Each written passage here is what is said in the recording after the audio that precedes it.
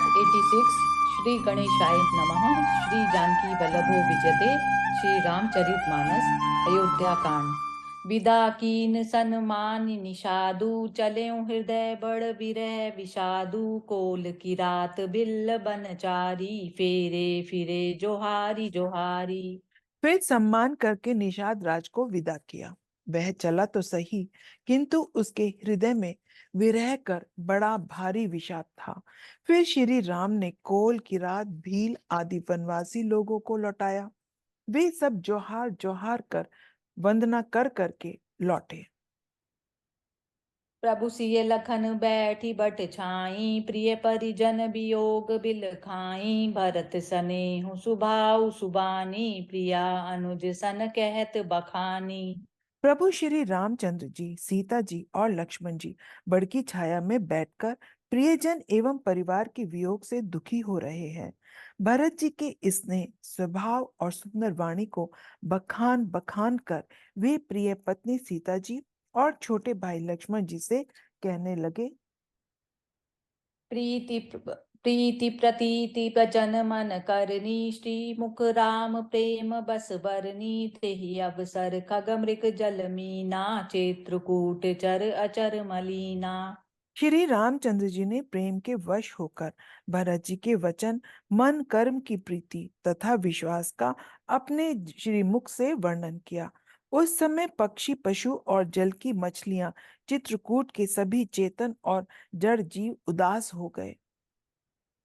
विबुध below की दशा रघुबर की बरष सुमन कही कति कर घर की प्रभु प्रणाम करि दीन भरोसो चले मुदित मन डरु न खरोसो। श्री रघुनाथ जी की दशा देखकर देवताओं ने उन पर फूल बरसाकर अपनी घर की दशा कही, दुखड़ा सुनाया। प्रभु श्री रामचंद्र जी ने उन्हें प्रणाम कर आश्वासन दिया। तब वे प्रसन्न होकर चले, मन में जरा सा भी डर न रहा।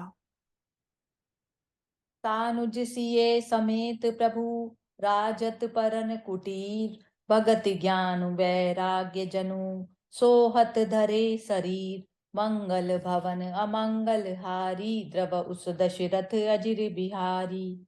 छोटे भाई लक्ष्मण जी और सीता जी समेत प्रभु श्री रामचंद्र जी पर्णकुटी में ऐसे सुशोभित हो रहे हैं, मानो वैराग्य, भक्ति और ज्ञान शरीर धारण करके शोभित हो रहे हों। मुनि महिसुर गुरु भरत बुआलु राम बिरह सबु साजु बिहालु प्रभु गुण ग्राम गनत मन माही सब चुपचाप चले मग जाही। मुनि ब्राह्मण गुरु वशिष्ठ जी, भरत जी और राजा जनक जी, सारा समाज श्री रामचंद्र जी के विरह में विहल है। प्रभु के गुण समूह का मन में स्मरण करते हुए सब लोग मार्ग में चुपचाप चले जा रहे हैं। जमुना उतरी पारु सब भयऊ शोभा सरु बिनु भोजन गयऊ उतरी देव सरी दूसर बासु राम सखा सब कीन सुपासु। पहले दिन सब लोग यमुना जी उतरकर पार हुए। वह दिन बिना भोजन के ही बीत गया।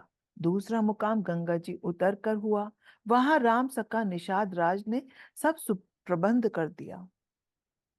सई उतरी गोमती नहाए चौथे दिवस अवधपुर आए जनकु रहे पुर बासर चारी राजकाज सब साज समारी। फिर सही उतरकर गोमती जी में स्नान किया और चौथे दिन जब सब अयोध्या जा पहुंचे, जनक जी 4 दिन अयोध्या में रहे और राजकाज एवं सब साज सम्मान को संभाल कर सौंपी सचिव गुर भर तहि राजू तेर हुती चले साजी सबु साजू नगर नारी नर गुर सिख मानी बसे सुखेन राम रजधानी। तथा मंत्री गुरुजी तथा भरत जी को राज्य सौंपकर सारा साज सामान ठीक करके तिरुहत को चले। नगर के स्त्री पुरुष गुरु जी की शिक्षा मानकर श्री राम की राजधानी अयोध्या जी में सुख पूर्वक रहने लगे।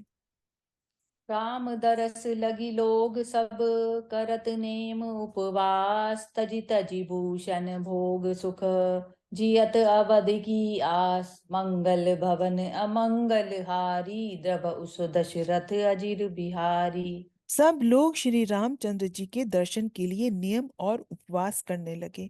वे भूषण और भोग सुखों को छोड़ छाड़कर अवधि की आशा पर जी रहे हैं। सचिव सुसेवक भरत प्रबोधे, निज निज काज पाई सिख ओधे। पुनि सिख दीन बोली लघु भाई, सौंपी सकल मातु सेवकाई। भरत जी ने मंत्रियों और विश्वासी सेवकों को समझाकर उद्यत किया। वे सब सीख पाकर अपने अपने काम में लग गए। फिर छोटे भाई शत्रुघ्न जी को बुलाकर शिक्षा दी और सब माताओं की सेवा उनको सौंपी। भूसरु बोली भरत कर जोरे, करि प्रणाम बर बिनय निहोरे। ऊंच नीच कारजु भल पोचू, आय सुदेव न करब संकोचू। ब्राह्मणों को बुलाकर भरत जी ने हाथ जोड़कर प्रणाम कर अवस्था के अनुसार विनय और निहोरा किया कि आप लोग ऊंचा नीचा अच्छा मंदा जो कुछ भी कार्य हो उसके लिए आज्ञा दीजिएगा, संकोच न कीजिएगा। परिजन पुरजन प्रजा बुलाए, समाधान करि सुबस बसाए। सानुज गे गुर गेह बहोरी, करी दंडवत कहत कर जोरी। भरत जी ने फिर परिवार के लोगों को, नागरिकों को तथा अन्य प्रजा को बुलाकर उनका समाधान करके उनको सुख पूर्वक बसाया। फिर छोटे भाई शत्रुघ्न जी सहित वे गुरु जी के घर गए और दंडवत करके हाथ जोड़कर बोले। आयसु होई तह रहउँ सनेमा, बोले मुनि तन पुलकि सपेमा। समुझब कहब करब तुम जोई, धर्म सारु जग होय सोई।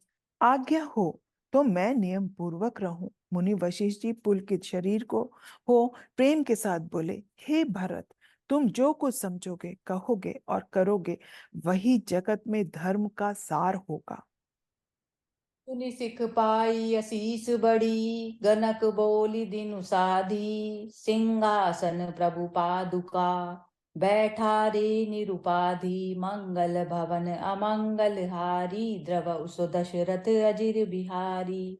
भरत जी ने यह सुनकर और शिक्षा तथा बड़ा आशीर्वाद पाकर ज्योतिषी को बुलवाया और दिन साध कर प्रभु की चरण पादुकाओं को निर्विघ्नता पूर्वक सिंहासन पर विराजित करवाया। राम मातु गुरु पद सिरुनाई, प्रभु पद पीठ रजाय सुपाई। नंदी गाँव करि परन कुटीरा, कीन निवासु धरम धुर धीरा। फिर श्री राम जी की माता कौशल्या जी और गुरु जी के चरणों में सिर नवाकर और प्रभु की चरण पादुकाओं की आज्ञा पाकर धर्म की धूरी धारण करने में धीर भरत जी ने नंदीग्राम में पर्णकुटी बनाकर उसी में निवास किया। जटाजूट सिर मुनि पटधारी, मही खनि कुश कांथरी सवारी। असन बसन बासन व्रत नेमा, करत कठिन ऋषि धर्म सपेमा। सिर पर जटाजूट और शरीर में मुनियों के वस्त्र धारण कर पृथ्वी को खोदकर उसके अंदर कुश की आसनें बिछाई। भोजन, वस्त्र, बर्तन, व्रत, नियम सभी बातों में वे ऋषियों के कठिन धर्म का प्रेम सहित आचरण करने लगे।